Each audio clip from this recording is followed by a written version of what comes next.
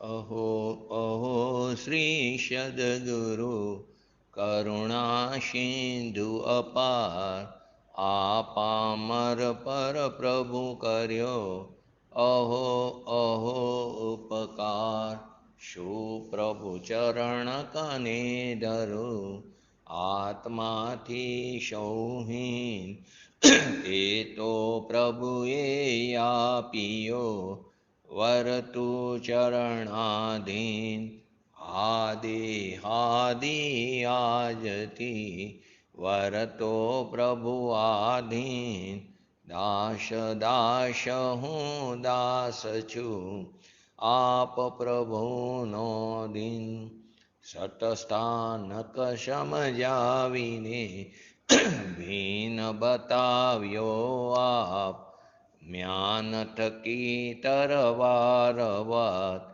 એ ઉપકારયમાપ જે સ્વરૂપ સમજાવિના પામ્યો દુઃખ અનંત સમજાવ્યું તે પદ નમો શ્રી સદગુરુ ભગવાન परम पुरुष प्रभु सद्गुरु परम ज्ञान सुख धाम जेणे आप्यो भाननी तेने सदा प्रणाम देह छता जेनी दशा वर्ते देहाती आज्ञानी ना चरण मा हो वंदन अगणित श्री कान गुरुना चरण मा हो वंदन अगणित श्री भगवती मातना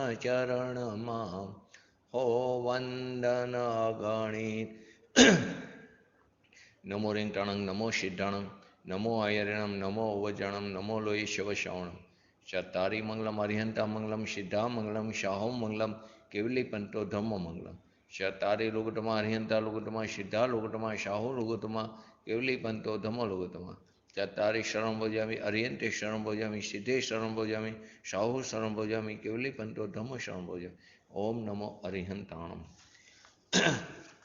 आत्मसिद्धि शास्त्र જેના રચયતા શ્રીમદ રાજચંદ્રજી કે જેમણે નડિયાદ મુકામે એક જ સાથે એક જ બેઠકે એના 142 પદની રચના કરી હતી અને તેના ઉપર પૂજ્ય ગુરુદેવશ્રીના 1995-96માં રાજકોટમાં 10 મહિના પ્રવચનો થયા હતા.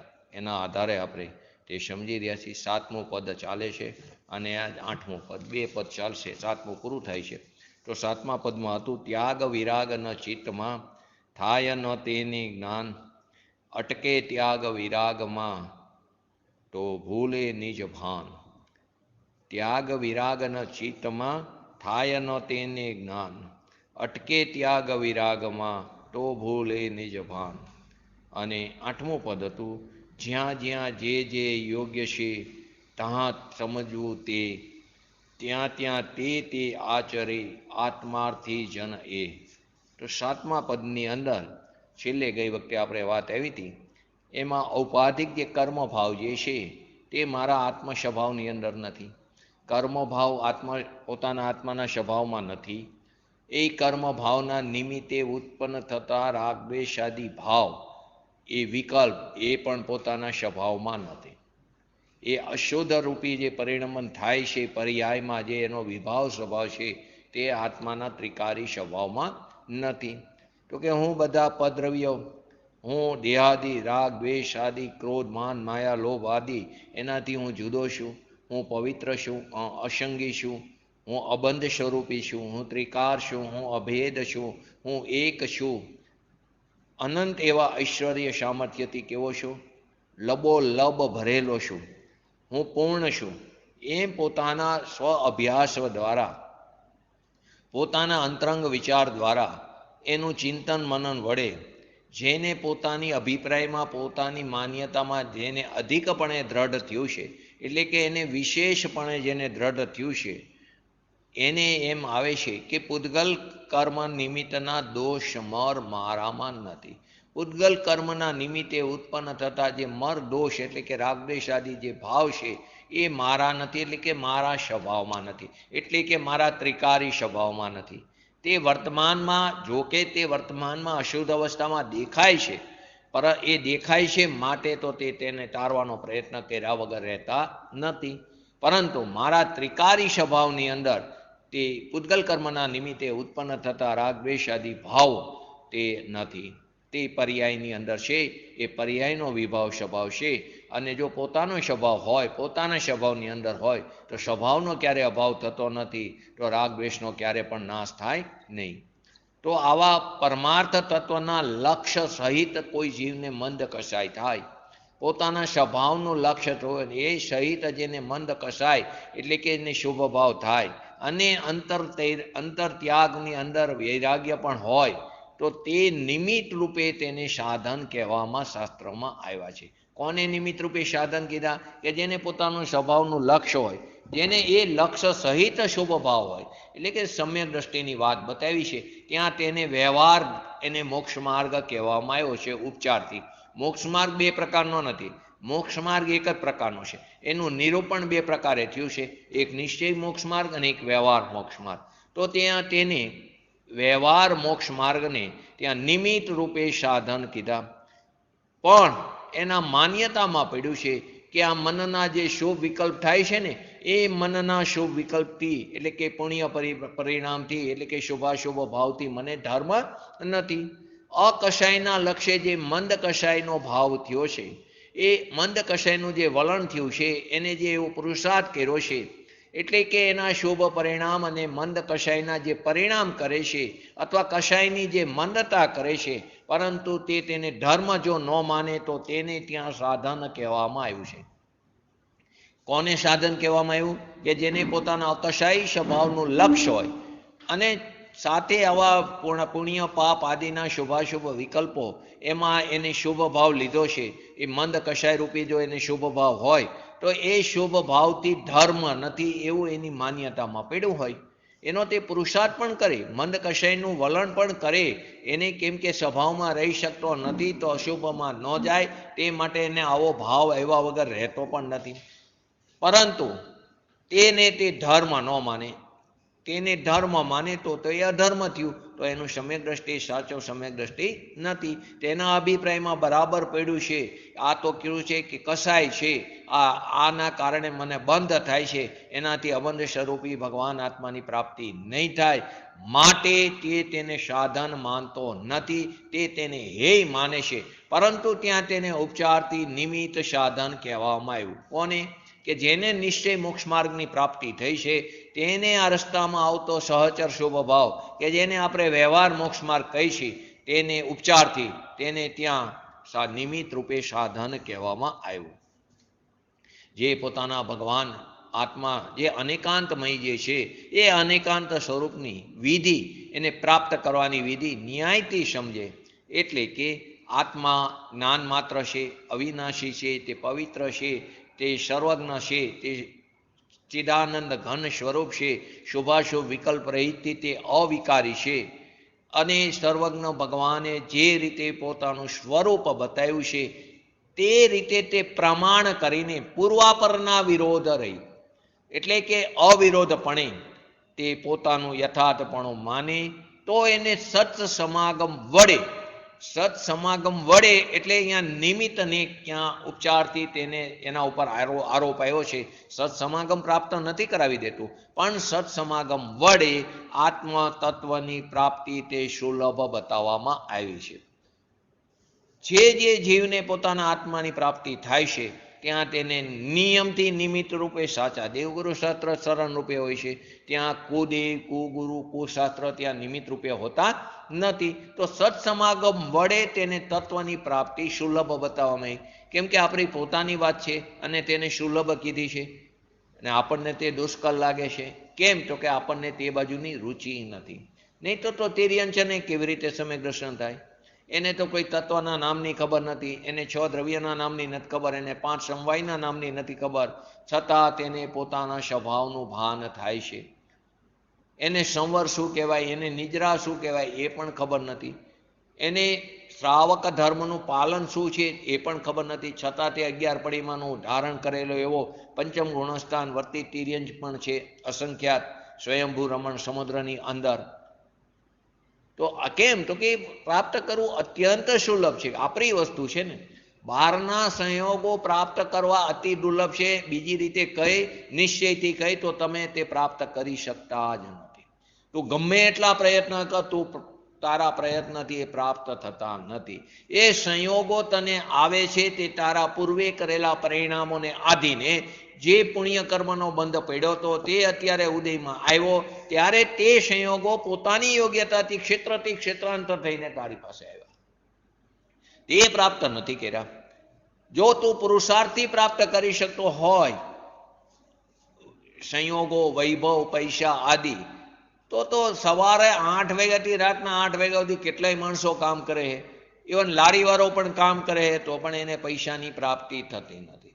જો બુદ્ધિથી પ્રાપ્ત થતા હોય તો કરશનભાઈ નિરમાવાળા અભણ છે અને એમની આ તો કેટલાય હતા, તો કે એમની આ તો કેટલાય MBA ને કેટલાય CA કામ કરતા હતા. એ બુદ્ધિવાળા હતા. પૈસા કોની પાસે હતા? કરશનભાઈ પાસે. આ તો એક એક્ઝામ્પલ છે. એવા તો ઘણા લોકો છે કે જેને ત્યાં આવા CA કામ કરતા હોય ને પોતે પૈસા હોય, તો કે બુદ્ધિથી પણ પ્રાપ્ત થતું નથી. તો કેવી રીતે આવે છે? કે એના સંયોગો જે છે એની યોગ્યતાથી આવે. એ પણ એક દ્રવ્ય છે, એની અંદર પણ ક્રિયાવર્તી શક્તિ છે. તો એની પોતાની ક્રિયાવર્તી શક્તિથી, પોતાની યોગ્યતાથી તે ક્ષેત્રથી ક્ષેત્રાંતર થઈને આવે છે. તારી પાસે તો એ આવ્યું નથી, એ સંબંધીની મમતા આવી છે. તે દ્રવ્ય નથી આવ્યું તારી પાસે, તું એને સ્પર્શ કરી શકતો નથી, કેમ કે એક દ્રવ્યનો બીજા દ્રવ્યમાં અભાવ છે. પરંતુ એ સંબંધીની મમતા આવી છે, તો કે એ પ્રાપ્ત તું કરી જ શકતો નથી. એટલે એને એમ કહી શકાય કે તે અત્યંત દુર્લભ છે. દુર્લભ છે ખરેખર તો તું કરી શકતો જ નથી. પણ સ્વચ્છંદે જીવ ચડી જાય છે અને અજ્ઞાન દશાને કારણે અનાદિકાળથી અજ્ઞાન દશામાં વર્તી રહ્યો છે, પોતાના સ્વરૂપનો સ્વીકાર નથી કરતો, સ્વરૂપ સાથે આડોડાઈ કરે છે, માટે તેની પ્રાપ્તિ દુર્લભ છે. માટે તેની પ્રાપ્તિ દુર્લભ છે. જીવો કેટલા બધા છે?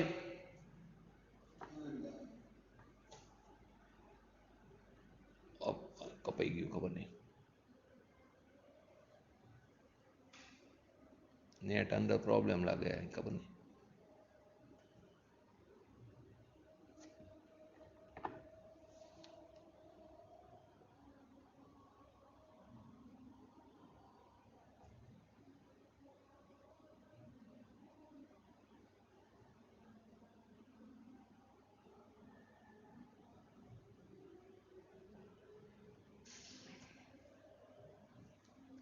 તો તે પ્રાપ્ત કરવી અજ્ઞાન દશાને કારણે તે દુર્લભ બતાવવામાં આવી છે.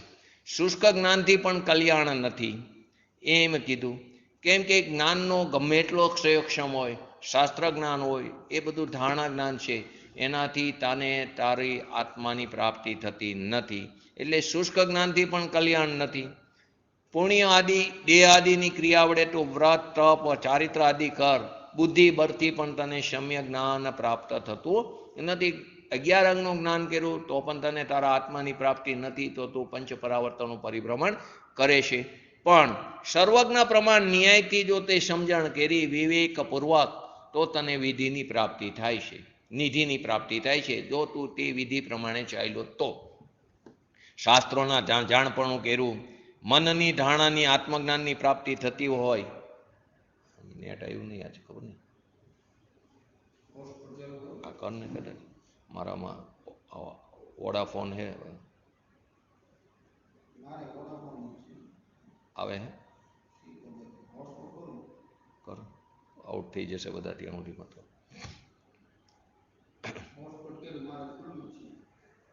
તો મારે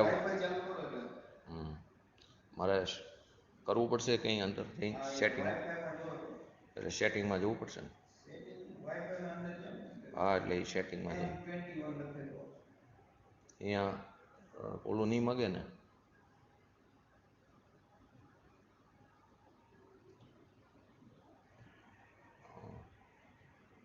ગેલેક્સી M21. તો અહીંયા શું કરું? બરાબર, કનેક્ટેડ પુઅર ક્વોલિટી આવે લખેલું.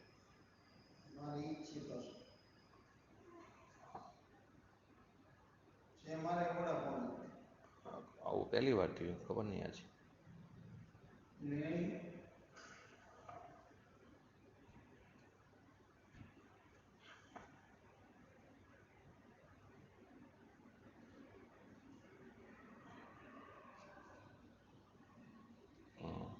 આવી ગયું, ચાલુ તો થયું, ગમે એના ઉપરથી થયું ચાલુ.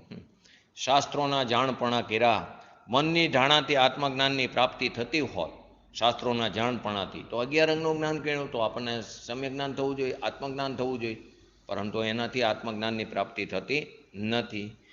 જૈન ધર્મની વ્યવહારથી શ્રદ્ધા કરી, યથાયોગ્ય પંચમહાવ્રત આદિનું પાલન પણ કર્યું, વ્યવહારથી જીન આજ્ઞાને પણ માની, જીન આજ્ઞામાં જેમ છે તે પ્રમાણે તે આજ્ઞાને પણ માની, છતાં હજી ભવભ્રમણ દેખાય છે, ભવભ્રમણનો અંત આવતો નથી. આત્મજ્ઞાન સિવાય બધું કર્યું, એક જ વસ્તુ નથી કરી. અનાદિથી બધા પ્રયત્નો કરી લીધા છે, અનાદિથી આપણે રખડતા આવ્યા છીએ, એક પણ એવું સ્તર બાકી નથી, એક પણ એવું સ્તર બાકી નથી કે ત્યાં તમે જન્મ ન લીધો હોય. તો કે બધું કર્યું, કેમ? તો કે આત્મજ્ઞાન પ્રાપ્ત નથી કર્યું. એ કર્મ ભાવથી અંશ માત્ર પણ સાચા ધર્મની પ્રાપ્તિ થઈ ન, અંશ માત્ર પણ. બધા પ્રયત્નો કર્યા પણ એનાથી ક્યારેય શાશ્વત સુખની પ્રાપ્તિ થઈ નથી. આત્માની અંદર અતિન્દ્રિય આનંદ છે તેનું વેદન પ્રગટ ન થયું ને, કેમ કે આપણને સાચી વસ્તુ સ્વરૂપને સમજ્યા નથી. આત્માની અંદર જ અસંયોગી અતિન્દ્રિય એવો આનંદ પડ્યો છે, જે મન અને ઇન્દ્રિય જ્ઞાનથી કેવો છે? ભિન્ન છે. ઇન્દ્રિય આનંદથી જે આપણે એને સુખ માની છે, ઇન્દ્રિય સુખ, એનાથી પણ કેવો છે? ભિન્ન છે. એવા ચૈતન્ય સ્વભાવની શાંતિ છે, એનો અનુભવ પ્રગટ કરવો જોઈએ. એ કરવા જેવું કાર્ય છે આ મનુષ્ય ભવનું. તો એ જાતની વિધિ, એ વિધિથી નિધિની પ્રાપ્તિ કરવી જોઈએ, વિવેકપૂર્વક ન્યાયથી તેની પ્રાપ્તિ કરવી જોઈએ. જે રીતે ભગવાને રસ્તો બતાવ્યો છે વસ્તુ સ્વરૂપ પ્રાપ્ત કરવાનો, તે પ્રમાણે ચાલવું જોઈએ. પુરુષાર્થની સ્થિરતા, પુરુષાર્થ પોતાના સ્વભાવની તરફ સસન્મુખ પુરુષાર્થ કરવો જોઈએ, અને એ પુરુષાર્થપૂર્વક સ્વભાવની અંદર સ્થિરતા કરવી જોઈએ. તો કે સત્સમાગમ કરવો જોઈએ, ગુરુગમ કરવો જોઈએ, અને યથાર્થ સમજણનો વિવેક. એ પોતાનો પૂર્વાર્ધ જે મતાર્થ છે અથવા તો પોતાનો માનાર્થ છે તેને છોડીને, જે મતમાં માનતા હોય મતને છોડીને, જે માન આદિ તને જે હોય તે માનને છોડીને તું તારા આત્માની પ્રાપ્તિ કર. જો તારામાં બધું પડ્યું હશે તો તને આત્માની પ્રાપ્તિ નહીં થાય. હવે 8મું પદ આ રીતે આત્માર્થીનું આપણને વાત બતાવી 7મા પદમાં. હવે આત્માર્થીના ખાસ લક્ષણ જે છે તે 8મા પદની અંદર બતાવે છે. જ્યાં જ્યાં જે યોગ્ય છે ત્યાં સમજવું તે, ત્યાં ત્યાં તે આચરે આત્માર્થી જન એ. એટલે કે જ્યાં જ્યાં જે યોગ્ય છે તે યથાસ્થાને સમજવું, જ્યાં જ્યાં જે યોગ્ય છે ત્યાં તે યથાસ્થાને સમજવું. કેમ કે દરેક વસ્તુમાં એની કહેવાની શૈલી અલગ હોય. પ્રવચનસાર તે જ્ઞાન પ્રધાન શૈલીનું કથન છે, સમયસાર તે દ્રષ્ટિ પ્રધાન શૈલીનું કથન છે. તો સમયસારની અંદર ધારો કે અત્યારે શક્તિ ચાલે છે તો શક્તિની અંદર નિર્મળ પરિણમનની વાત આવે છે.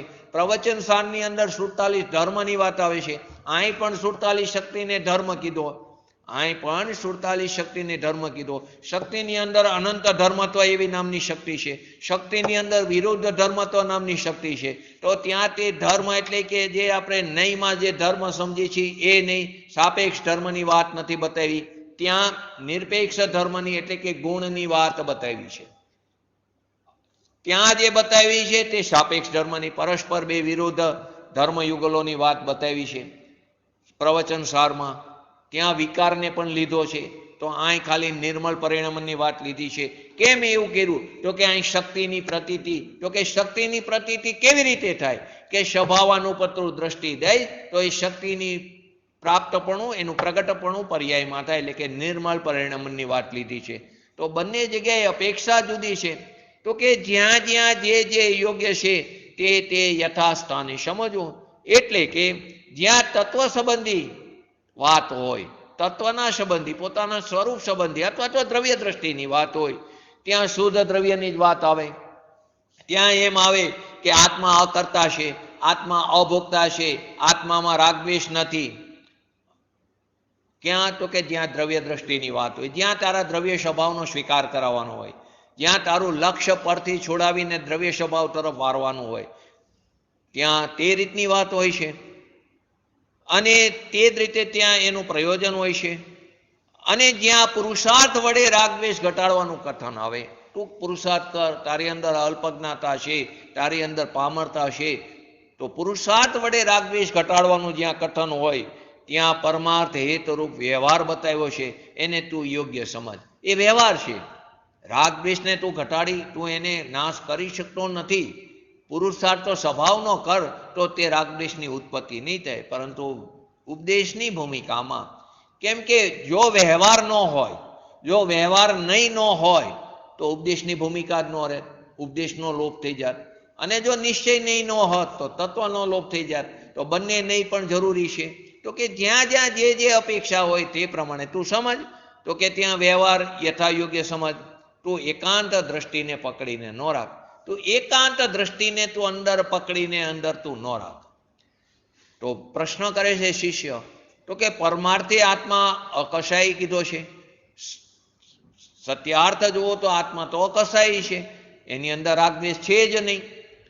છતાં તમે રાગદ્વેષ આદિ જે છે તે બાહ્ય અભ્યંતર જે પરિગ્રહ છે એને ત્યાગ કરવાનું કેમ કહો છો? આત્મામાં તો રાગદ્વેષ છે જ નહીં, છતાં તમે એને ત્યાગ કરવાનું કેમ કહો છો? તેમાં તો જ્ઞાન માત્ર છે, જ્ઞાન માત્ર આત્મામાં બીજું કંઈ છે જ નહીં. પૂર્વે પાછું અનંતવાર આવો આપણે ત્યાગ કર્યો, અનંતવાર વૈરાગ્ય પણ પ્રાપ્ત કર્યો, ચારિત્રપણું પણ પ્રાપ્ત કર્યું. તે વ્યવહાર ચારિત્રની વાત છે. ખરેખર તો તે વ્યવહાર ચારિત્ર પણ નથી, પરંતુ માન્યતામાં તેને વ્યવહાર ચારિત્ર માની લીધું છે. નગ્ન દિગંબરપણું કર્યું, 5 મહાવ્રત પાલન કર્યું સ્વભાવના ભાન વગર, તો એવું ચારિત્ર પણ કર્યું. છતાં એ શુભ પરિણામથી એટલે કે શુભ ભાવથી આત્મજ્ઞાન ન થયું, આત્માની પ્રાપ્તિ ન થઈ. એમ તમે આગળ બતાવ્યું હતું. હવે તમે એમ કહો છો કે રાગદ્વેષને તું નાશ કર, તું રાગદ્વેષને આદિને છોડ. તો શું એનો જવાબ છે? તો એનો જવાબમાં આચાર્ય ભગવંત કહે છે કે પુણ્ય વડે કે જોગની ક્રિયા વડે, પુણ્ય કરો કે દેહ આદિની ક્રિયા કરો, શુભ ભાવ કરો, એનાથી આત્માની પ્રાપ્તિ ન થાય, અથવા તો અકશાયી આત્માને લાભ ન થાય, પોતાના સ્વરૂપનો લાભ ન થાય. શુદ્ધ ભાવ વિના ધર્મ નથી, શુદ્ધ ભાવ વિના ધર્મ નથી. બાકી બધું તો શું છે? અધર્મ છે. એમ શાસ્ત્રની અંદર બતાવ્યું છે. શાસ્ત્રની અંદર એ રીતે બતાવ્યું છે. કોઈ એકાંત નિશ્ચય કથનને પકડી રાખે કે પરમાર્થભૂત પુરુષાર્થ રહિત થાય, પરમાર્થભૂત તો પુરુષાર્થ રહિત થાય, મારે રાગદ્વેષ સર્વથા નથી એમ માને. કોઈ એકાંત નિશ્ચય કથનને પકડી લે કે આત્મામાં તો રાગદ્વેષ છે જ નહીં, તો મારે ક્યાં પુરુષાર્થ કરવાની જરૂર છે? જે કંઈ છે તો બધું પર્યાયમાં છે.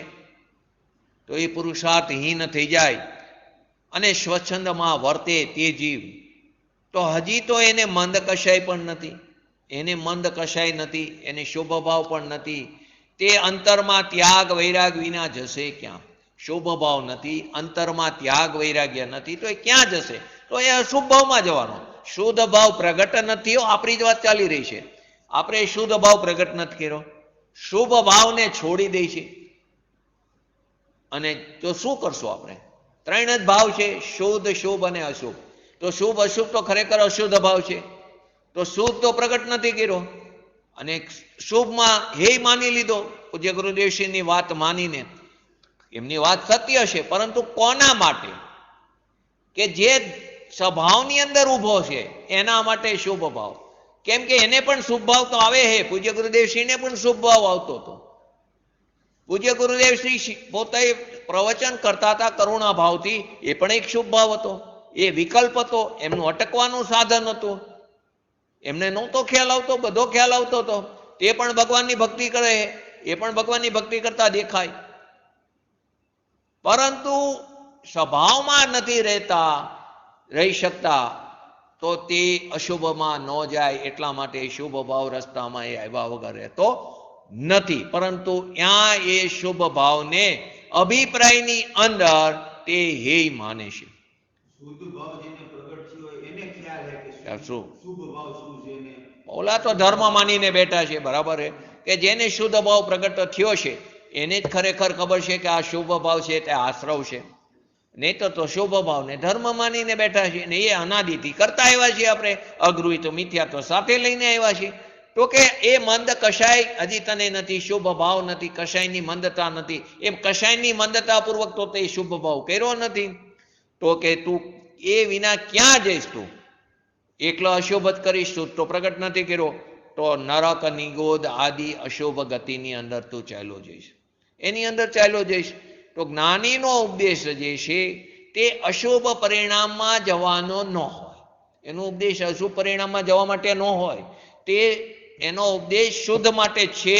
પરંતુ જ્યાં સુધી તને શુદ્ધ ભાવ પ્રગટ ન થાય ત્યાં સુધી તું શાસ્ત્ર સ્વાધ્યાય કર, ત્યાં સુધી તું ભગવાનનું ભક્તિ કર, પૂજા કર. પરંતુ તે સ્વભાવના લક્ષ્ય કરવાની વાત બતાવી છે. અને તેમાં કહેલી વાતનું તું ચિંતન મનન કર. નિર્ણયની ભૂમિકામાં તો નક્કી થવું પડશે ને કે આત્મા આવો છે. જે વસ્તુની અંદર ઠરવું છે એ વસ્તુના સ્વરૂપનો તો ખ્યાલ આવવો જોઈશે ને. હવે એ વસ્તુ સ્વરૂપનો ખ્યાલ નહીં હોય તો ક્યાં ઠરશો તમે? તો એ આચાર્ય ભગવાન અથવા જ્ઞાનીઓનો ઉપદેશ ક્યારેય અશુભ પરિણામમાં જવા માટે ન હોય. હવે કોઈ જીવ જે છે એકાંત પકડી લે તો એને દ્રષ્ટાંતથી સમજાવે છે. કોઈને કહી કે પડીશ તો મરીશ, એવું કોઈ બોલે, કોઈ જીવ હોય કે પડીશ તો મરીશ. હવે ઓલાએ આ એકાંત વાક્યને પકડી લીધું. તો કે આ સાંભળનારે કજિયો માંડ્યો કે જેણે આ સાંભળ્યું એને તો એટલું આર્ત ધ્યાન રૌદ્ર ધ્યાન થયું કે આને મને મરવાનું જ કેમ કીધું. એને શું આર્ત ધ્યાન રૌદ્ર ધ્યાન થયું? ઓલાએ શું બોલ્યું? તો પડીશ તો મરીશ. તો એને પકડી લીધો શબ્દ, મને કેમ મરવાનું કીધું? પણ ખરી રીતે તો જે કહેવાવાળો વ્યક્તિ છે એના અર્થને તે સમજો ને એના ભાવાર્થને સમજો નહીં. કે કહેનારે તેને પડતો બચાવવા માટે કીધું છે. તું પડીશ તો મરીશ, તને મરવાનું નથી કીધું, તું પડ નહીં એ માટે કીધું છે. તો આચાર્ય ભગવાન પણ એમ કહે છે કે તું અશુભમાં ન જાય એટલા માટે શુભ કીધું, પણ શુભમાં અટકવાનું નથી કીધું. તે ધર્મ નથી એ પણ કીધું છે, એ પણ હેય છે. તો એ પડીશ તો મરીશ, તો એ મરીશ શબ્દ પકડી લીધો. આપણે પણ એ જ કરી છીએ. પૂજ્ય ગુરુદેવશ્રીના પ્રવચનમાં ક્યાંય સાંભળવા બેસી ગયા હોય અને ત્યાં એમ આવે કે આ બધું વ્યવહાર કંઈ છે જ નહીં, વ્યવહાર ને અભૂતાર્થ છે, પર્યાય અભૂતાર્થ છે.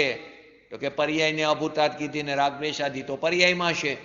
તો એ પર્યાયને અભૂતાર્થ નથી કીધી, પર્યાયનું પર્યાય તરીકે અસ્તિત્વ છે, પરંતુ ત્યાં તેનો આશ્રય કરવા લાયક નથી, તે અપેક્ષાએ અભૂતાર્થ કીધી છે. હવે એ તો ખ્યાલ નથી, હવે શબ્દ પકડી લીધો. મારામાં તો રાગદ્વેષ છે જ નહીં, જે કંઈ છે તો પર્યાયમાં છે, અને પર્યાય દ્રવ્યની અંદર પેસતી નથી, પર્યાય દ્રવ્યની અંદર ઘૂસતી નથી, એવું પકડી લીધું. તો કે બધું પર્યાયમાં થાય છે. તો કે તે શબ્દને પકડો, આના જેવું તું પડીશ તો મરીશ. એવી જ રીતે નહીંમાં પણ આવે, બહુ સરસ વાત આવે. શું? પાછો અનુભવ પર્યાયમાં થાય, નિર્ણય પણ પર્યાય કરે છે, વેદન પણ પર્યાયમાં થાય છે, દુઃખ પણ પર્યાયમાં થાય છે, સંસાર પણ પર્યાયમાં અને મોક્ષ પણ પર્યાયમાં. દ્રવ્ય તો કુટસ્થ છે, દ્રવ્યમાં કંઈ છે જ નહીં, નિષ્ક્રિય છે. દ્રવ્યમાંથી કંઈ આવતું નથી, દ્રવ્યમાં કંઈ જતું નથી. ફરીવાર આ વાક્યને બરાબર સમજો. દ્રવ્યમાંથી કાંઈ આવતું નથી, દ્રવ્યમાં કાંઈ જતું પણ નથી. દ્રવ્ય તો જેવું છે તેવું ને તેવું છે. પર્યાય ઉપર ઉપર તરે છે, પર્યાય ઉપર ઉપર તરે છે. ગઈકાલે 11 નંબરનો શ્લોકમાં આ જ વાત આવી હતી. બહુ વર્ષો પહેલા જયંતિભાઈ ઘડિયાળી હતા ને, દુકાન આગળ જયંતિભાઈ માસ્ટર કે ટેનિસ બોલે ને, ટેનિસ એમાં જે ઉપરના રૂચડા છે ને એમ પર્યાય, અને ટેનિસ બોલનો અંદરનો ગાળો આવ્યો ને એ આત્મા છે. એવું એમ જો આ વાત નીકળી છે, તમારે લેવી જ હતી. ગઈકાલના સ્વાધ્યાયમાં પણ બોલ્યો હતો, લઈ લો અહીંયાથી સમયસર. 328 નંબરનું પેજ કાઢો, 328 નંબર. અમારે ગઈકાલ વાતે થઈ હતી, શક્તિની વાત ચાલે છે, પરંતુ આ એક ભાગ્યે જ પૂજ્ય ગુરુદેવ છે તે આ ટેનિસની વાત કરી. અહીં જે ભાઈ છે એમને ટેનિસની વાત કરી, બહુ સરસ એક્ઝામ્પલ એ પણ છે કે ટેનિસ ઉપર જે ઉપર રૂછડા છે ને, એ રૂછડા ટેનિસ નથી, એ રૂછડા નીકળી જાય પછી એક સપાટ અંદર જે કોઈ બોલ જોયો હોય ને તો એનો સપાટ ભાગ આવે, એ રૂછડા આખા અલગ છે માટે નીકળ્યા છે. તો એ પર્યાય પણ ઉપર ઉપર તરે છે. તો 328 નંબરનું પેજ કાઢો.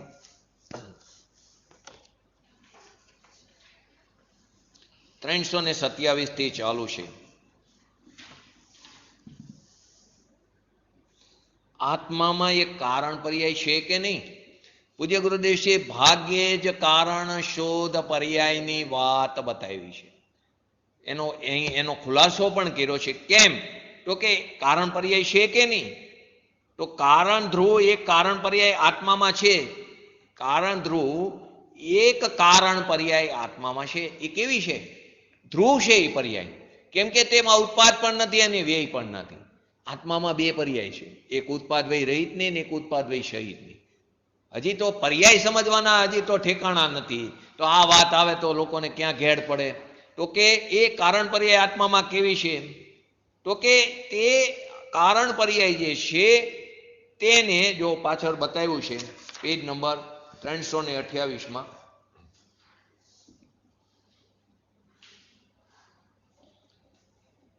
કારણ શોધ પર્યાય પહેલા પેરેગ્રાફમાં નીચે શબ્દ શું મૂકો? કારણ શોધ પર્યાય. કારણ શોધ પર્યાય આત્મા છે, આત્મામાં છે. કેમ કે જેમ ચાર દ્રવ્યમાં એક ધારા છે, એ એક ધારા ઉત્પાદ વ્યયમાં નથી. ચાર દ્રવ્ય જે છે ધર્માસ્તિ, અધર્માસ્તિ, આકાશ અને કાર, એમાં સ્વભાવર્થ પર્યાય અને સ્વભાવ વ્યંજન પર્યાય, ત્યાં પર્યાય શુદ્ધ રૂપે જ પરિણમે છે, ત્યાં અશુદ્ધ રૂપે પર્યાય પરિણમતી નથી. બાકી બે દ્રવ્ય જે છે જીવ અને પૂતગલ, તેની અંદર પર્યાયનું અશુદ્ધ રૂપે પરિણમન થાય છે પર્યાયમાં. તો કે તેની અંદર બાકીના ચાર દ્રવ્યની અંદર તો એક ધારા છે. અહીં એક ધારા ઉત્પાદ વ્યય વાળી પર્યાયમાં નથી. કેમ એક ધારા ઉત્પાદ વ્યય વાળી પર્યાયમાં નથી? તો કે ભગવાન આત્મામાં ઉત્પાદ વ્યય છે, મલિનતા એ સંસાર દશામાં છે. મોક્ષ માર્ગમાં ઉત્પાદ વ્યયમાં થોડી શુદ્ધિ છે અને થોડી અશુદ્ધિ છે. ત્રણ પ્રકારના જીવ લીધા. એક સંસારી જીવ લીધો કે જેના ઉત્પાદ વ્યયમાં મલિનતા છે. એક લીધો છદ્મસ્ત જીવ કે જેના ઉત્પાદ વ્યયમાં થોડી શુદ્ધિ અને થોડી અશુદ્ધિ પણ છે.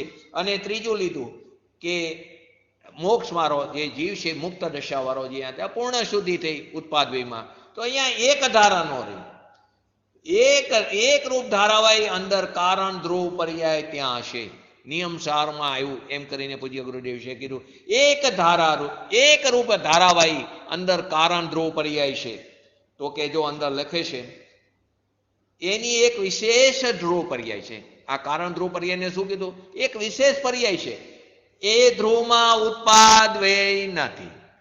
એટલે બે પર્યાય થઈ ને, એક ઉત્પાદ વ્યય વાળી પર્યાય અને એક ઉત્પાદ વ્યય રહિત પર્યાય. એ ઉત્પાદ વ્યય રહિત પર્યાય તે કારણ શોધ પર્યાય. પછી શું કીધું? જેમ સમુદ્રની સપાટી છે. શું લખ્યું? જેમ સમુદ્રની સપાટી છે. તો સમુદ્રની જે સપાટી આપણે વારંવાર એક્ઝામ્પલ સમજીએ છીએ કે જે સ્થિર પાણી છે તે કારણ શોધ પર્યાય, એ સમુદ્રની સપાટી છે. સમુદ્રમાંથી તરંગ નથી ઉઠતા. સમુદ્ર જુદી વસ્તુ છે અને સમુદ્રની અંદર પાણી છે એ જુદી વસ્તુ છે. બંને ભિન્ન ભિન્ન છે. બંને કેવું છે? ભિન્ન ભિન્ન છે. પણ એ એની વિશેષતા છે કે એને જ સમુદ્ર કહે છે. સમુદ્રને કઈ રીતે ઓળખી? કે એની અંદર પાણી છે એટલા માટે. પરંતુ બંને ભિન્ન છે. તો કે જે પાણી જે છે સમુદ્રની સપાટી, એમાંથી તરંગ ઉઠે છે. પછી કે ગુરુદેવ કે એનો મેં નકશો બનાવ્યો હતો. પછી નીચે લખે છે જેમ છેલ્લો પેરેગ્રાફ, જેમ સમુદ્રમાં ઉપર સપાટી છે, એ સમુદ્રની સપાટી છે, એ સપાટી એમાં કારણ પર્યાય સપાટી રૂપે એક રૂપ આવે છે. અને નીચે સાવ લખે છે કે મોટા પંડિતોને પણ આ વાત ન બેઠી. છેલ્લી લીટી તો સાધારણ માણસોને કેવી રીતે બને? પછી નકશો ન નાખ્યો મેં. નકશો બનાવ્યો હતો, પછી નકશો ન બને. કેમ કે એ કારણ શક્તિનો કે નકશો બનાવ્યો હતો.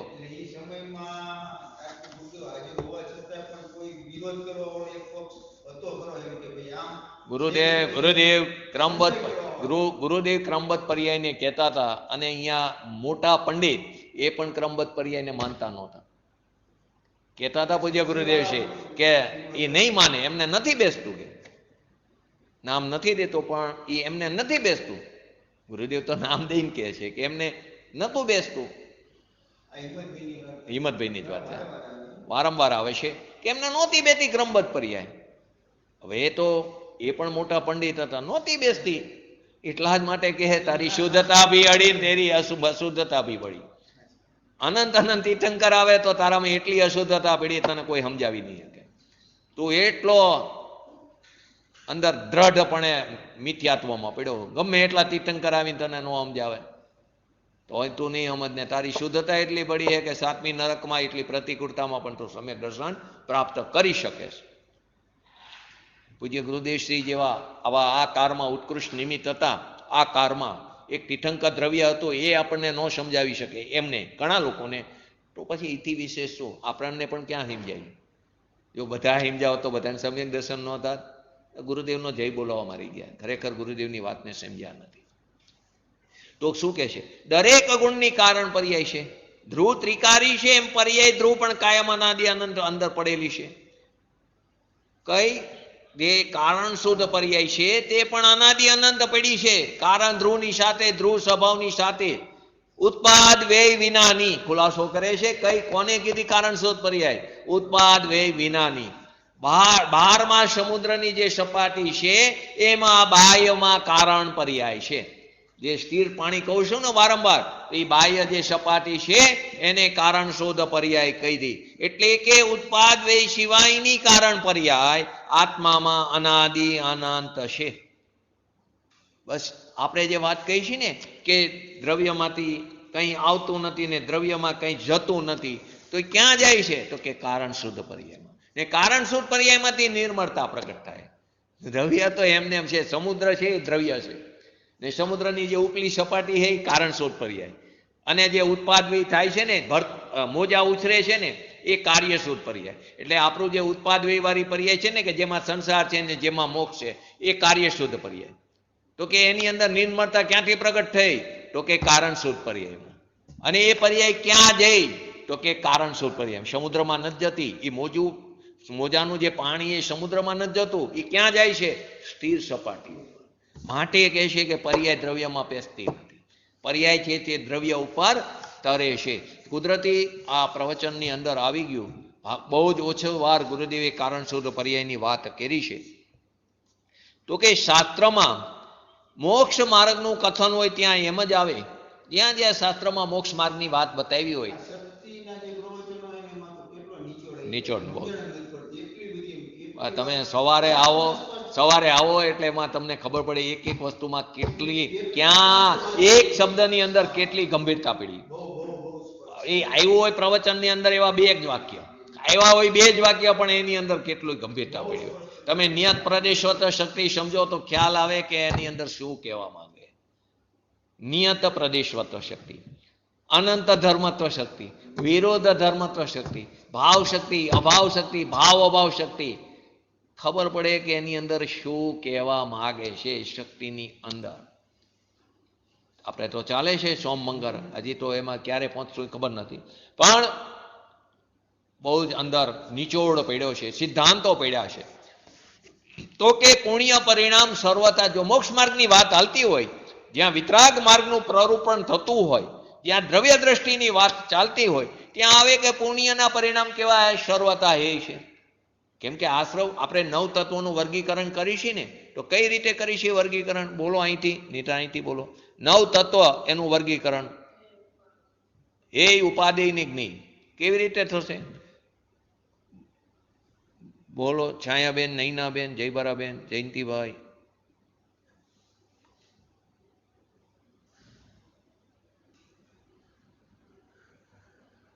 બોલો કઈ રીતે થશે? બોલો અહીંથી. હે ઉપાધિ નહીં. કેટલી વાર આવી ગયું આપણે સ્વાધ્યાયમાં? જો 9 તત્વો. પહેલા તો જીવ, અજીવ, અથવા 7 લો કે 9 લો. જીવ, અજીવ, પુણ્ય, પાપ, આશ્રવ, બંધ, સંવર, નિદ્રા ને મોક્ષ. બરાબર. એમાં આશ્રવ તત્વ જે છે તે કેવું છે? હેય છે એટલે કે પુણ્ય પાપ બંને આવી ગયા. આશ્રવ તત્વ છોડવા લાયક છે, હેય છે. સંવર અને નિદ્રા એક દેશ આંશિક પ્રગટ કરવા યોગ્ય ઉપાદેય તત્વ છે. પર્યાય છે ને એટલે એક દેશ આંશિક પ્રગટ શબ્દ મૂકો, પ્રગટ કરવા યોગ્ય ઉપાદેય તત્વ છે. મોક્ષ જે છે તે પૂર્ણ પ્રગટ કરવા યોગ્ય ઉપાદેય તત્વ છે. અજીવ જે તત્વ છે તે જ્ઞેયપૂર્વક એ છે, કેમ કે એની સાથે સૌથી વધારે એકત્વ કરીએ ને શરીર સાથે, અજીવ સાથે. ઘણા અજીવ તત્વ પણ આપણે અહીં એક ક્ષેત્ર વગાય, શરીર છે, મન છે, વાણી છે, તો એની સાથે સૌથી વધારે એકત્વ નો કર્મ હારે થાય છે તો કે એ કેવું છે? જ્ઞેયપૂર્વક એ છે. અને જે જીવ તત્વ છે તે પરમ આશ્રય કરવા યોગ્ય ઉપાદેય તત્વ છે. તો પુણ્યના પરિણામ જે છે, પાપના પરિણામ તો અન્ય મત પણ કહે છે, પણ પુણ્યના પરિણામ પણ કેવા છે? છોડવા લાયક છે. એ પરિણામ પણ સર્વથા એ છે. પણ ક્યાં કઈ દ્રષ્ટિથી વાત છે? કે જે મોક્ષ માર્ગની વાત ચાલતી હોય એનું કથન ચાલતું હોય. કેમ કે આપણે 8મું પદમાં એ છે ને, જ્યાં જ્યાં જે હોય ત્યાં ત્યાં તે સમજવું. તો કે ત્યાં શું સમજવાનું છે? કે ત્યાં મોક્ષ માર્ગ કેવી રીતે વિતરાગ માર્ગની પ્રાપ્તિ થાય, તો ત્યાં તે રીતની વાત આવે છે. ત્યાં એમ આવે કે 5 મહાવ્રત આદિના તમે પાલન કરો, તમે 5 સમિતિ આદિનું પાલન કરો. ચારોણાના યુગમાં એમ આવે ઈર્યા સમિતિનું પાલન કરો. તો બીજી બાજુ એમ કે તું કોઈ જીવને બચાવી પણ શકતો નથી, અને ત્યાં એમ આવે કે ઈર્યા સમિતિનું પાલન કરવું, જોઈને ચાલવું. ચારોણાના યુગની અપેક્ષા એમ વાત આવે તો કે 5 મહાવ્રત આદિ જે શુભ પરિણામ છે તે બધાને આશ્રવ ભાવ કીધા, તેને કર્મ ભાવ કીધા. માટે કેવા છે? તે છોડવા યોગ્ય છે, છોડવા યોગ્ય છે, તે આદરવા યોગ્ય નથી. પણ પછી કે હજી જે જીવ પરમાર્થ તત્વને પામ્યો નથી, એટલે કે જેને સ્વરૂપનું ભાન નથી, જેને પોતાના સ્વભાવને દ્રષ્ટિમાં લીધો નથી, જેને પોતાના સ્વભાવનો આશ્રય કર્યો નથી, જેને પોતાના સ્વરૂપની સામર્થ્યતાનો સ્વીકાર કર્યો નથી, જેને પોતાના સ્વરૂપનો અનાદર કરી રહ્યો છે, જે પોતાના સ્વભાવને પ્રાપ્ત કર્યો નથી, એટલે કે પરમાર્થ તત્વને જે જીવ પામ્યો નથી, જે રાગ દ્વેષ અને અજ્ઞાન ભાવની અંદર જ ટેકો છે, રાગ દ્વેષની અંદર જ રુચિ છે, તેને રાગ દ્વેષ પ્રત્યે પ્રેમ છે, તેને પોતાના સ્વભાવ પ્રત્યે દ્વેષ છે. એક પ્રત્યે રાગ હોય તો નિયમથી બીજા ક્યાંક દ્વેષ છુપાયેલો છે. રાગ અને દ્વેષ એક સિક્કાની બે બાજુ છે. તો મને તમારા પ્રત્યે રાગ હોય તો કોક પ્રત્યે મને દ્વેષ જ હોય. તો રાગ અને દ્વેષ એક સિક્કાની બે બાજુ છે. તો કે મને રાગ દ્વેષમાં રુચિ છે, મને કોઈ પ્રત્યે જીવ પ્રત્યે રાગ થાય છે તો કોઈ જીવ પ્રત્યે દ્વેષ થાય તો મને રાગ દ્વેષમાં રુચિ છે. મને પુણ્ય પરિણામમાં મેં ઠીકપણું માન્યું અને પાપ પરિણામમાં અઠીકપણું માન્યું. દયાદાન વ્રત ભક્તિ તે મને આદરવા યોગ્ય લાગ્યા, અને બહાર હિંસા ચોરી જૂઠ આદિ તે ત્યાગવા યોગ્ય લાગ્યા. એ કેમ ત્યાગી છે? ખબર છે કેમ આપણે છોડી છે? કેમ છોડી છે? હિંસા ચોરી જૂઠ આદિ અસત્ય આદિ પાપના ડરથી બરાબર, પણ હજી આગળ કેમ છોડી છે? રીનિતાબેન, જીગરભાઈ, સુનિલભાઈએ કીધું પાપના ડરથી. મેહુલ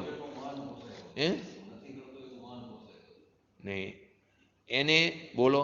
જયંતિભાઈ, એક મિનિટ વચ્ચે મોબાઈલ આવ્યો હતો ને આમનો, છાયાબેનનો બંધ હતું એટલે પાછું આવે તો સારું. અમથું બંધ કર્યું મેં.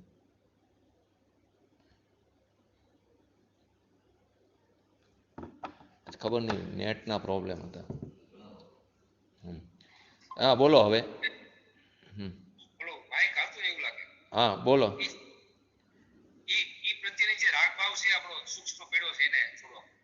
હે નહીં, એમ નહીં. કેમ આપણે આ હિંસા ચોરી જૂઠ આદિ કરતા નથી?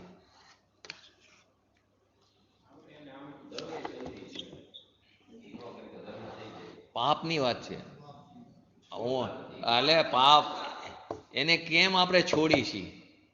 એટલે એને ક્યાં ધર્મ માની છે? આપણે તો શુભ ભાવને ધર્મ માની છીએ. નરકના ડરથી, અને બીજું સમાજના ડરથી કે સમાજમાં નિંદા. આપણે શું કરીશ ખબર હે? આપણે પડદા બે રાખીશું. જ્યાં સમાજમાં પ્રશંસા થાય ને એવો પડદાને ખુલ્લો રાખીશું, અને જ્યાં સમાજમાં નિંદા થાય એવો જે કાર્ય છે એ પડદાને બંધ રાખી. બરાબર. તમે કીધું એવું ઘણી વખત છે ને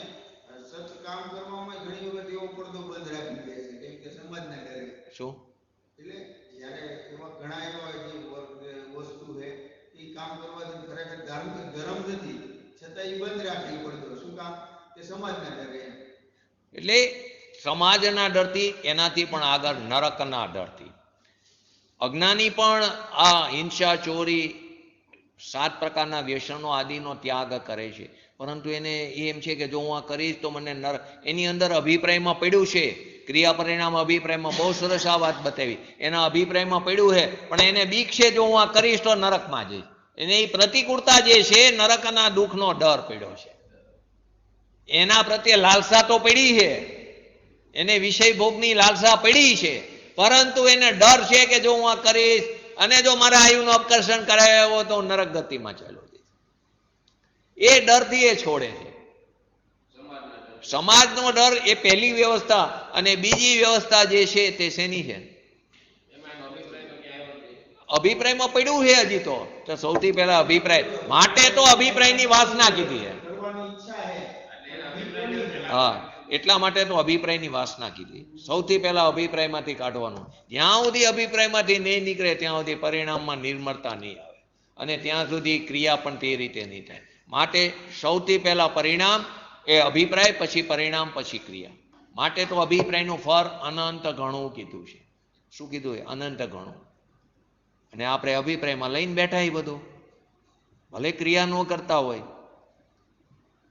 ધારો કે કોઈ પંડિત છે, બેઠા છે, અને માઇક બરાબર ન ચાલે. હવે એનો ટાઈમ છે 40 મિનિટથી વધારે એને લેવાનું નથી, કેમ કે આગળ બીજા 2-3 સ્વાધ્યાયકારના પણ બોલાવેલ, એનો પણ ટાઈમ છે વારાફરતી.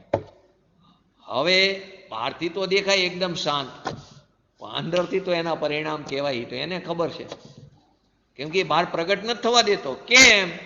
કેમ કે જો પ્રગટ થાય તો લોકો સામે બેઠા હે, એને કેવી મારા વિશેનો માન્યતા થશે. અંદરથી તો એ થાય કે મને માંડ સમય મળ્યો હે, એમાં મારો સમય કપાય. તો અંદર અભિપ્રાય જે પડ્યો હે ને, એ અભિપ્રાયને ચકાસી આપણે જાતે જ છીએ. કેવી રીતે આપણે આપણા અભિપ્રાયને ચકાસવું? મેં 2-3 વાર વાત કરીએ કે તમારા અભિપ્રાયને જોવું હોય તો શું કામ પ્રશ્ન પૂછતા જાઓ.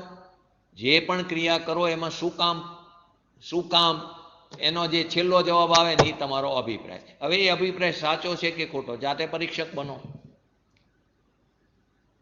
પૂજા કરવા કેમ આવો છો? તો કોઈ એમ કહે છે કે એનાથી શુભ ભાવ થાય, અને શુભ ભાવથી મને પુણ્ય થાય, સારી ગતિ મળે. હવે નક્કી કરો એનો અભિપ્રાય શું છે. સારી ગતિ મળે એટલે અનુકૂળતામાં સુખ માન્યું છે, એનો અભિપ્રાય કેટલો વિપરીત છે. કોઈ એમ કે કુર પરંપરાએ હું તો પૂજા કરવા આવું, મારા ફાધરે આવતા હતા, મારા દાદાએ આવતા હતા, કેમ કે એમણે આ મંદિર બનાવ્યું છે. હવે ત્યાં એનો અભિપ્રાય શું પડ્યો? તો શા માટે પ્રશ્ન પૂછતા જાઓ. તો કે પુણ્ય પરિણામ સર્વતા હે છે. 5 મહાવ્રત આદિના જે પરિણામ છે તે કેવા છે? આશ્રવ છે, તે છોડવા લાયક છે. પણ જે હજી પરમાર્થ તત્વને પામ્યો નથી, પોતાના સ્વભાવની પ્રાપ્તિ કરી નથી, તે રાગ દ્વેષ આદિ અજ્ઞાન ભાવની અંદર જે ટકેલો છે, કે જેની અંદર હજી રાગ દ્વેષ ભાર પડ્યો છે, અને મંદ કસાયનો પુરુષાર્થ છોડી દે તે જીવ અને સ્વચ્છંદપણું કરે તો એ શેમાં? અનાચારમાં જ પ્રવર્તમાન થાય છે. તે શેમાં? તો અનાચાર કરે છે. હજી એને મંદ કસાય તો છે નહીં, એની અંદર તો રાગ દ્વેષ આદિ પડ્યો છે. આપણે ધર્મની તો ઘણી બધી વાત કરી, પણ અમલમાં કેટલું મૂકી? કોઈની વાત નથી. આપણે આપણા પરિણામ ચકાસવાના છે. એટલા માટે તો મેં ત્યારેય કીધું હતું રવિવારે કે ઓલા ભાઈ બહાર નીકળે તો 4 જણને તો અલગ અલગ ઉદ્ગાર અલગ કાઢ્યા, પણ આપણે બધા સામે ઊભા હોત તો આપણા માટે શું પૂછે, આપણને શું કહે? મહાવીર સ્વામી ભગવાનને એમ કીધું તમારું તો મરણ થઈ જાઓ. શ્રેણિક રાજાને એમ કીધું તમે તો ઘણું જીવી લો. અભય કુમારને એને એમ કીધું તમારે તો જીવવું હોય તો જીવો, ને તમારે મરવું હોય તો મરો. અને બહાર નીકળેલા માણસને, સમોસરણની બહાર નીકળેલા માણસને એમ કીધું, બહાર ઉભેલા માણસને બહાર નીકળીને તમે તો અત્યારે જ મરી જાઓ. હવે આપણે બધા આગળ જઈને આપણે બધા ઊભા હતા, તો આપણને શું, આપણા માટે કેવા ઉદ્ગાર હોય એવા આપણે જાતે નક્કી કરવાનું. આપણા માટે કેવા ઉદ્ગાર કાઢે? આ બધા માટે તો આવા ઉદ્ગાર કાઢ્યા.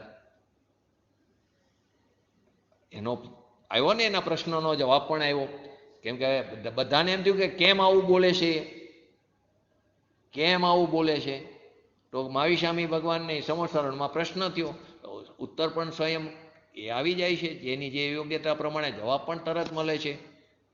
ઓમ નિરક્ષરની વાણી નીકળે છે, સર્વાંગે વાણી નિસૃત થાય છે, અને 18 મહાભાષા અને 700 લઘુ ભાષામાં જે જેની યોગ્યતા હોય તે પ્રમાણે એની ભાષા પ્રમાણે એને સમજાઈ જાય છે. તો પ્રશ્ન થાય છે કે આમ કેમ બોલ્યા ભાઈ, બધા માટે કેમ આવા ઉદ્ગાર કાઢ્યા, આમની વાણીમાં કેમ આવું આવ્યું? તો મહાવીર એટલે વાણી આવ્યું ભગવાનની દિવ્ય વાણીમાં, જે કીધું એ બધું બરાબર છે. જે કીધું એ બધું બરાબર છે. કે મહાવીર ભગવાનને એમ કીધું તમારું તો મરણ થઈ જાઓ. એને એ વખતે એવો ભાવ આવ્યો કે અર્યંત દશામાં છે તો આમને જલ્દી નિર્વાણને પામે, જલ્દી મોક્ષની પ્રાપ્તિ કરે, એવો ભાવ આવ્યો. માટે એમ કીધું તમારું તો મરણ થઈ જાઓ. સૈનિક રાજાને એમ કીધું તમે તો ઘણું જીવી લો. કેમ કે એને ખ્યાલ આવ્યો કે સૈનિક રાજા અહીંથી કઈ ગતિમાં જવાના, નરક ગતિમાં જવાના છે. તો અત્યારે જે પર્યાય મિલી એ પર્યાયમાં વધારે ધર્મ પ્રગટ કરે, વધારે સ્વભાવનો આશ્રય લે. એ માટે કીધું તમે તો ઘણી જીવી લો. હવે આગળ જઈને એમનો દીકરા અભયકુમારજી એને જોઈને એમ કીધું તમારે તો જીવવું હોય તો જીવો, તમારે મરવું હોય તો મરો. તો કે એને તો નિશ્ચય રત્નત્રયની પ્રાપ્તિ થઈ છે. તો કે તમે તો અત્યારે જીવો તો પણ તમને તો નિશ્ચય રત્નત્રયની પ્રાપ્તિ છે, તો તમે તમારા સ્વભાવમાં મસ્ત છો, તમે આનંદની અનુભૂતિ કરી રહ્યા છો. અને તમારું મરણ થઈ જાય તો આ નિશ્ચય રત્નત્રયની પ્રાપ્તિથી તમે સારી ગતિમાં જવાના, ત્યાં પણ તમે તમારા સ્વભાવનો સ્વાદ ચાખશો. માટે તમારે જીવવું હોય તો જીવો ને મરવું હોય તો મરો. અને ઓલા બહાર નીકળેલા માણસને જોઈને કહે છે કે તમે તો અત્યારે જ મરી જાઓ. કેમ? તીવ્ર કસાઈ છે. તું વધારે એ જીવશે તો વધારે પાપ કરશે, વધારે અશુભ ભાવ કરશે, તો એનું ભાવ ભ્રમણ વધશે, અને એના નિમિત્તે કેટલાય જીવો હેરાન થશે. માટે તો તમારા માટે અત્યારે મરી જવું જ શ્રેયસ્કર છે. હવે આપણે સામે ઊભા હોય તો શું કહેશે? શું આપણને કહે? બોલો જયંતિભાઈ, શું કહે?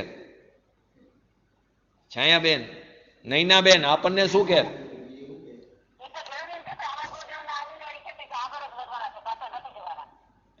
એ તો બરાબર, પણ એ તો ક્યારે અમલમાં મૂકશું તો? બાકી તો પૂજ્ય ગુરુદેવશ્રી જેવા અનંત જ્ઞાનીઓની વાણી અનંતવાર સાંભળી છે, ભગવાનની વાણી અનંતવાર સાંભળી છે. પરંતુ આ કાળમાં આ પુરુષ મળવો બહુ મુશ્કેલ છે, એમનું નિમિત્ત મળવું. પરંતુ ક્યારે એના ઉપર આરોપ આવશે કે આપણે અમલમાં મૂકશું તો? એટલે આપણે જ આપણા પરીક્ષક બનવું પડશે. એ સિવાય એનો શું કહો છો નૈનાબેન? હે? હા હા, પણ ગુરુદેવ તો પડવાવાળા જીવની વાત નહોતા કરતા, એટલે ભાવ કરવાની વાત નહોતી. સમ્યક દર્શન થયું એને પડવાની વાત નહોતા કરતા. તે ખાલી પડવાવાળા જીવની તો એમ કે સમ્યક દર્શન થયું, શપક શ્રેણી માંડી અને કેવળ જ્ઞાન લીધે છૂટકો. પછી ભલે એના 1-2 ભાવ થાય એ એના જ્ઞાનના જ્ઞેય છે. એવા ગુરુના શિષ્ય છે. પરંતુ એના માટે પુરુષાર્થ તો આપણે સ્વયં કરવો પડશે. આપણે જ આપણા પરીક્ષક બનવું પડશે. તો કે પુરુષાર્થ છોડીને સ્વચ્છંદે અનાચારમાં વર્તે છે તેને ખરેખર મુમુક્ષપણું પણ સંભવતું નથી. એને મુમુક્ષપણું પણ ખરેખર કહેવાય નહીં. વળી ધર્માત્મા સાધકને તો હજી ચારિત્રની અધૂરા છે. અલ્પજ્ઞ દશાની વાત લીધી, છદ્મસ દશાની વાત લીધી કે એને એ ધર્માત્મા જે સાધક જીવ છે તેને હજી ચારિત્રની અધૂરસ છે, ચારિત્રની પૂર્ણતા થઈ નથી. એ તો ક્રમે ક્રમે શુદ્ધ થાય છે. તો અભિપ્રાયની અંદર રાગદ્વેષાદીમાં અસ્થિરતા એને જે છે, રાગદ્વેષાદી એને પરિણામોમાં ચારિત્ર મોહનીયની નબળાઈને કારણે, પુરુષાર્થની નબળાઈને કારણે, ચારિત્ર મોહનીયના ઉદયને કારણે, પુરુષાર્થની નબળાઈને કારણે જે રાગદ્વેષાદી એને થાય છે, એની પર્યાયમાં વિકારી ભાવ થાય છે. તે સર્વતા તે હેય માને છે, અભિપ્રાયમાં ત્યાગવા યોગ્ય માને છે. કરતો દેખાય માટે તો કે જ્ઞાનીની વાત જ્ઞાની જાણે નહીં. કરતો દે પણ એને એક અભિપ્રાયમાં છે કે આ ધર્મ નથી. પછી રાગનો રાગી નથી. રાગનો ક્રિયાનો પરિણામ તો 0 છે. ક્રિયાનો પરિણામ 0 છે. પણ ક્રિયાની હારે જો અભિપ્રાય હોય કે આ ક્રિયાથી હું ધર્મ માન્યો અથવા આ ક્રિયા હું કરી રહ્યો તો મિથ્યાત્વ છે. ક્રિયાનું ફળ તો 0 છે, પણ અભિપ્રાયની અંદર જે વાસના છે એને છોડવાની છે. એની અંદર તમે એમ કરી લીધું કે આ ક્રિયા હું કરી રહ્યો છું. હિંસા કે હિંસા હિંસા થઈ ગઈ. હા, જો મુનિરાજ છે 3 હાથ જોઈને ચાલે, એરિયા સમિતિનું પાલન કરે, પણ એ ક્યાં જીવોને જોવે? સ્થૂળ જીવોને. સૂક્ષ્મ નિગોદિયા જીવ તો મરતા નથી, પરંતુ જે બાદર નિગોદના જીવ છે એ જીવ હિંસા તો થાય એમનાથી પણ અહીંયા એના અભિપ્રાયમાં નથી હું હિંસા કરવાનો. આપણે તો જાણી જોઈને ચાલતા હોઈએ. જાણી જોઈને એટલે આપણે જોયા વગર ચાલતા હોય, પરંતુ આપણે જોઈને ચાલતા હોય. પરંતુ ઘણીવાર જુઓ તમે, આપણે જીવને જીવ એ જીવ માનવા તૈયાર નથી. આપણે બિનજરૂરી ઘણીવાર પૃથ્વી ઉપર પગ ભટકાડે રાખતા હોય, નવરા બેઠા એટલે પગ ટપટપાવતા હોય, એ પણ એક જીવ હિંસા. આ પૃથ્વી કઈ જીવ છે? લોનમાં જઈ એ પણ જીવ હિંસા છે. અત્યારે ઘરમાં બધા લોન કરતા હોય એ પણ જીવ હિંસા છે. અંદર કેટલા એકેન્દ્રિય જીવ છે. તમે એટલું વિચારો કે એમાં કેટલાય ભાવના આપણા આગળના, કેમ કે આપણે અનાધિકારથી રખડી એ બધા એમાંથી કોઈક આપણા માતા પિતા હશે, કોઈક આપણી પત્ની હશે, કોઈ આપણો મિત્ર શત્રુ આદિ બધા અંદર હશે. એનો ઘાત કરી રહ્યા છીએ, એની હિંસા કરી રહ્યા છીએ. અને જ્યારે આપણે જાત્રા કરવા જઈ અથવા ફરવા જઈ, બરાબર, જાત્રાનું તો હવે ઓછું થઈ ગયું કેમ કે ફરવાનું વધી ગયું. કેમ તો કે પંચ પરાવર્તન કરવું ગમે ને એટલે આપણે ફરવાનું વધ્યું. આપણે શેનું આપણે બધે બુકિંગ કરાવી છીએ? જેવી 3 રજા પડે એટલે ટ્રાવેલ્સવાળાને શેનું બુકિંગ કરાવી? એ ફરવાનું નથી કરતા, સાથે પંચ પરાવર્તનનું બુકિંગ કરી રહ્યા છીએ, ક્ષેત્ર પરાવર્તનનું બુકિંગ કરી રહ્યા છીએ. કેમ કે આપણને હજી પૂતગલ પરાવર્તનનું બુકિંગ કરી રહ્યા, એ પૂતગલમાં ચા પીડી આપણે, બરાબર. એ અત્યારે સંસાર એવી જ રીતે ચાલી રહ્યો છે, કેમ કે પરની અધિકતા અત્યારે વધારે છે આપણને. તો એ આપણે કદાચ યાત્રા કરવા ગયા તો અહીંયા પણ આપણે કદાચ યાત્રા કરતા ડુંગર ઉપર ચડ્યા, પર્વત ઉપર ચડ્યા કે જ્યાંથી કોઈ એવા ભવ્ય જીવ કે જેની સાધના કરીને તે સમશ્રેણી મોક્ષ પર બિરાજમાન થયા હોય એવા પર્વત ઉપર ગયા, ત્યાં ચડતા રસ્તામાં લીલોતરી આદિ દેખાય તો આપણે બોલી જઈએ છીએ કેવું સુંદર વાતાવરણ છે. અને એ વખતે જો આયુનો અપકર્ષણ કાળ આવ્યો તો એકેન્દ્રિયમાં જઈને તું પડીશ. અભિપ્રાયનું ફર બહુ છે. આપણે પાછા એટલેથી અટકતા નથી. બધું પતી ગયું, આવી ગયા, કેટલાય વર્ષ જતા રહ્યા, એ અહીંયા તો બહુ સુંદર, બહુ લીલોતરી ને આદિ છે. તો તને શેની આદિ ચાહ પડી? લીલોતરી નતું, તું અહીંયા જ જન્મ લઈશ. ઘણા લોકો એવા જોયા છે કાંદા બટેટા પહેલા ખાતા હોય પછી ન ખાતા હોય. તો કે અમારો પણ એક એવો જમાનો હતો કે અમે તો પાણીપુરીની અંદર કાંદા નાખીને જે ખાતા હતા એની જે મજા હતી, બસ આ બોલો એ તારો અભિપ્રાય બતાવે. એનું ફર શું આવશે એની ખબર નથી. એક એક શબ્દ હર સમયે પરિણામ થાય છે, હર સમયે ભાવમરણ થાય. તો હર સમયે પરિણામ ઉપર સતર્કતા રાખવાની. બસ અહીંયાથી છૂટું પડવું એનું નામ તો ભેદજ્ઞાન, એનું નામ તો ધર્મ છે. ક્યાંય જવાની જરૂર નથી. હર સમયે તું ભેદજ્ઞાન કરી શકે. દોડીને જવાની જરૂર નથી. પૂજ્ય ગુરુદેવશ્રીને પ્રવચનમાં એકવાર આવેલું છે કે તું ઘરમાં તારા નિમિત્તે તું આ દોડીને ધર્મના સ્થાનમાં જાસ ને તો ઘરમાં કંઈક પરિણામ બગડતા હોય તો તું એ ન કરીશ. પહેલા ઘરને સાચવજે, કેમ કે તારા નિમિત્તે કોકના ભાવ બગડે છે એવું કાર્ય પણ તું ન કરીશ. એ પણ એમને કીધું છે. એ પણ ત્યારે ગ્રસ્ત દશા છે, એ પણ ધ્યાન રાખવું પડશે. એટલા સ્વાર્થી ન બનીશ. અને તારી અંદર એવો ભાવ હશે તો એવા સંયોગો પણ પ્રાપ્ત થયા વગર નહીં રહે. તો કે વચ્ચે અભિપ્રાયમાં આ રાગદ્વેષ આદિ જે છે એના અભિપ્રાયમાં એની સર્વતા હે માને છે જ્ઞાની જીવ, પણ વચ્ચે શુભ પરિણામ અને શુભ નિમિત્ત આવે, એને રસ્તામાં સહચર શુભ ભાવ આવે જ છે. આ શુભનો નિષેધ કરીને જે જીવ અશુભમાં વર્તે છે એને ખરેખર કંઈ સમજ્યો જ નથી. શુભનો નિષેધ કરીને કહો શુદ્ધમાં જવું નથી તો તે અશુભમાં જ પ્રવર્તમાન થાય, એ ખરેખર કંઈ સમજ્યો જ નથી. જે મુમુક્ષ મોક્ષ માર્ગી જે છે, જે મુમુક્ષ એટલે કે સાચો, જે મુમુક્ષ એટલે કે જે મોક્ષ માર્ગી છે, તે સાધક સ્વભાવનો પરમાર્થભૂત વ્યવહાર, આત્માનો વ્યવહાર, બે વ્યવહાર છે, એક લૌકિક વ્યવહાર અને એક આત્માનો વ્યવહાર. આત્માનો વ્યવહાર છે ને ત્યાં લક્ષ્ય લક્ષણનો ભેદ કરવો તે આત્માનો વ્યવહાર છે. એ ભેદને પણ છોડવાની વાત કરી. ગુણ ગુણીનો ભેદ એ આત્માનો વ્યવહાર છે. તો કે એ પરમાર્થભૂત વ્યવહાર એટલે કે પોતાના નિશ્ચય સ્વરૂપના લક્ષ્ય રાગ દેશને તારવાનો જે પુરુષાર્થ કરે ને એને પરમાર્થે વ્યવહાર કહેવામાં આવ્યો છે. અને શાસ્ત્રમાં અનેક ઠેકાણે કદાચ કોઈ કથનમાં વિરોધ જેવું લાગે તો તેનો પરમાર્થ આશય પૂજ્ય ગુરુદેવ શબ્દ મૂક્યો છે, નહીંની અપેક્ષાથી. સમજી લેજે, નહીંની અપેક્ષાથી સમજજે. અને નહીં આપણે સમજવા તૈયાર નથી તો કે તું ક્યાંય મૂંઝાતો નહીં. પરિણામનું ફળ તો 100% કીધું, પણ અભિપ્રાય સૌથી પહેલો ફેરવવાનો કીધો છે ને અભિપ્રાયની જ વાત બતાવે છે. તમે વાત કરી તો કે એમના જો આજના જ પ્રવચનમાં આવ્યું છે, કાઢો પેજ નંબર,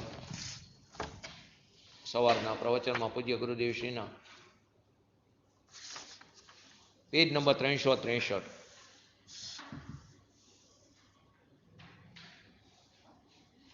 એમાં જો નીચે મુનિ એમ અમરચંદ્ર આચાર્ય બે વાત લઈ લે પછી પૂરું કરી જલ્દી, કેમ કે ટાઈમ થવાયો છે. કે અમરચંદ્ર આચાર્યજીએ શું કીધું?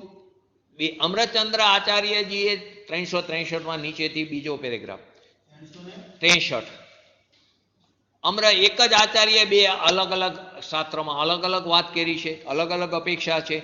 તો કે ત્યાં ના પાડે છે કે કલ્માશિત એટલે કે અશુદ્ધ અવસ્થા આત્મામાં છે જ નહીં.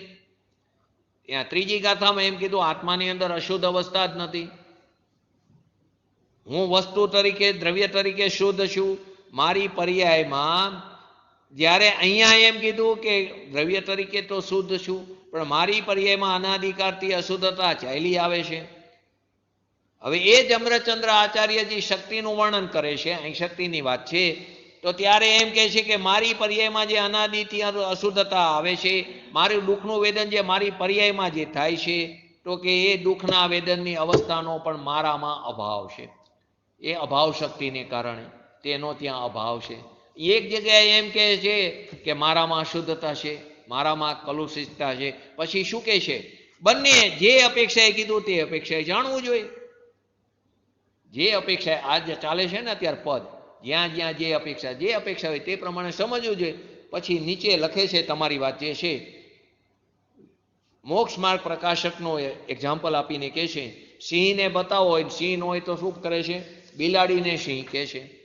બિલાડીને સિંહ કહે તો એ સિંહ નથી, એને ફક્ત ઓળખવા માટે આવો સિંહ હોય છે. હવે તે ઉંદર ઉપર થપાટ મારે છે બિલાડીનું, એ તો આપણે લૌકિકમાં પણ જોઈએ છીએ. ઉંદરને જે રીતે પકડે છે અને પોતાના બચ્ચાને 7 દિવસ સુધી પકડીને ફરવે છે, તો બંને વચ્ચે પકડમાં ફેર છે.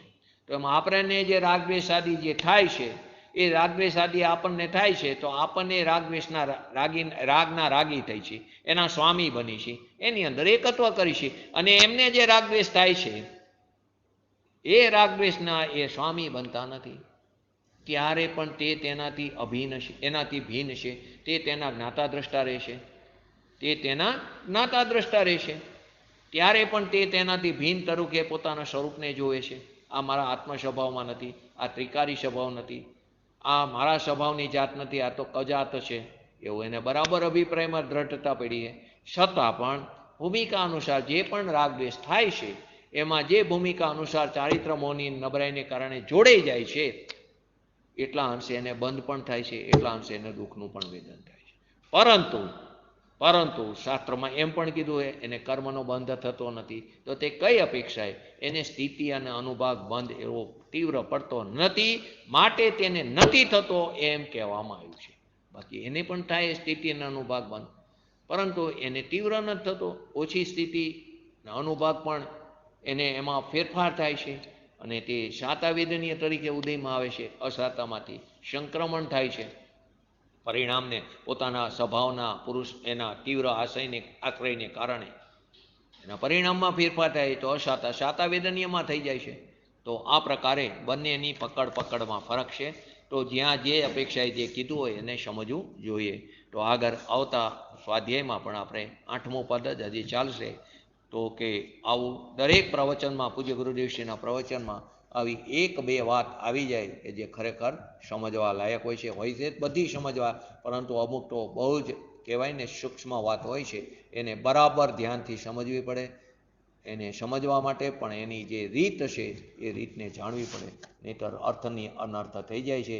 ક્યાંય કોમા મૂક્યું હોય ત્યારે સમજવું પડે કે આ વાત આગળના અનુસંધાનમાં ને હવે નવી વાત કહે છે. આપણું કોમા અમે ધ્યાન જ ન હોય, આપણે તો એમને એ બોલ્યા હોય સાંભળી લઈશું. તો એ જે કોઈ આ અક્ષરે અક્ષરનું પ્રવચન કરે છે તે ધન્યને એનો જે કર્યું છે ધન્યને પાત્ર છે કે જ્યાં જે કોમા હોય ત્યાં તે કોમા મૂક્યા છે અને ત્યાં ફૂલ સ્ટોપ હોય ત્યાં ફૂલ સ્ટોપ કર્યું છે. તો આપણે પણ આપણા સ્વભાવને આશ્રય જલ્દીને જલ્દી શીઘ્ર વિતરાગતા પ્રાપ્ત કરી એવી પરમ વિરલ ભાવના સાથે વ્યક્ત થતું.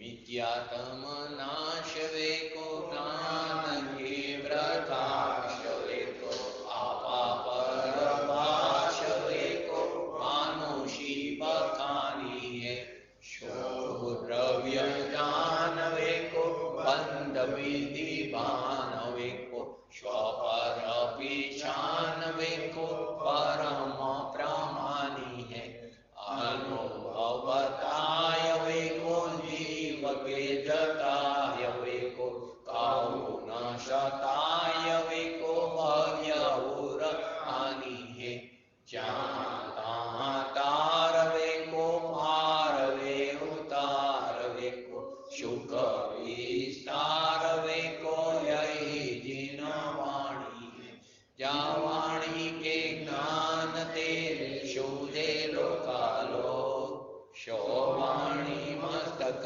चढ़ो सदा देत हो दो. नमो रेक्टाणं नमो शीटाणं नमो आयरणं नमो वजणं नमो लोई शव श्रवणं चतारी मंगलम अरियंता मंगलम सिद्धा मंगलम शाहु मंगलम केवली पंतो धर्मो मंगलम चतारी लोकतमा अरियंता लोकतमा सिद्धा लोकतमा शाहु लोकतमा केवली पंतो धर्मो लोकतमा चतारी शरण भोजामी अरियंते शरण भोजामी सिद्धे शरण भोजामी शाहु शरण भोजामी केवली पंतो धर्मो शरण. बोलिए श्री पंच परमेष्टि भगवंतोनो जय. बोलिए श्री जिनवाणी महात्मो जय. बोलिए श्री परम पूज्य परम उपकारी सद्गुरु देवनो जय. बोलिए श्री प्रसन्नमूर्ति भगवती मातनो जय. बोलिए श्री सनातन जैन दिगंबर जय जय.